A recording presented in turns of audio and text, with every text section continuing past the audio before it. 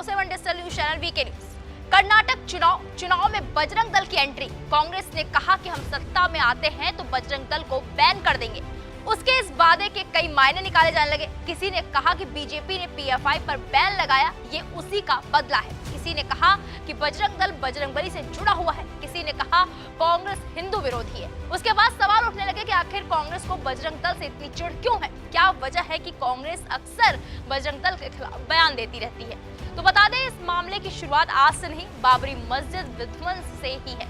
दरअसल कांग्रेस ने जिस बजरंग दल को कर्नाटक में बैन करने का वादा किया है, उस संगठन पर आज से 31 साल पहले ही कांग्रेस बैन लगा चुकी है। ये बात 1992 की है। देश में राम मंदिर आंदोलन चल रहा था। 6 दिसंबर 1992 को अयोध्या में उन्मादी भीड़ ने बाबरी मस्जिद ढहा दिया था। उसके बाद कांग्रेस की नरसिम्हा राव सरकार एक्शन में आ गई और एक साथ 5 संगठनों को बैन कर दिया। ये संगठन राष्ट्रीय स्वयंसेवक संघ यानी कि आरएसएस, विश्व हिंदू परिषद यानी कि वीएचपी, बजरंग दल इस्लामिक सेवक संघ और जमाते इस्लामी हिंद। नरसिम्हा राव की सरकार ने 9 दिसंबर 1992 की रात को एक गजट जारी कर अनलॉफुल एक्टिविटीज एक्ट 1967 के तहत इन 5 संगठनों पर बैन लगा दिया। हालांकि तब सांप्रदायिक उन्माद की स्थिति को देखते हुए केंद्र सरकार ने इस संगठनों के किसी बड़े नेता की गिरफ्तारी नहीं की। नरसिम्हा राव सरकार की गृह मंत्रालय ने आरएसएस, वीएचपी और बजरंग दल पर आरोप लगाया था कि इन संगठनों का बाबरी मस्जिद विध्वंस में सक्रिय रोल था और ये संगठन देश में सांप्रदायिक उन्माद फैला रहे थे, इसलिए इनकी गतिविधियों को नियंत्रित करना जरूरी था। मीडिया रिपोर्ट्स के मुताबिक 1984 में बजरंग दल ने राम मंदिर आंदोलन के दौरान इस मुद्दे पर उग्र और सक्रिय भूमिका निभाई। बजरंग दल के संस्थापक रहे विनय कटियार ने राम मंदिर आंदोलन की रूपरेखा तैयार करने में अहम भूमिका निभाई थी। बजरंग दल के कार्यकर्ताओं ने राम जन्मभूमि आंदोलन को आक्रामक बनाया और इसे हिंदुओं की सांस्कृतिक पहचान से जोड़कर पेश किया। वहीं 1992 में तत्कालीन केंद्र सरकार ने बजरंग दल समेत 4 संगठनों पर प्रतिबंध तो लगा दिया, लेकिन सरकार इसे सख्ती से लागू करने में दिलचस्पी नहीं दिखाई।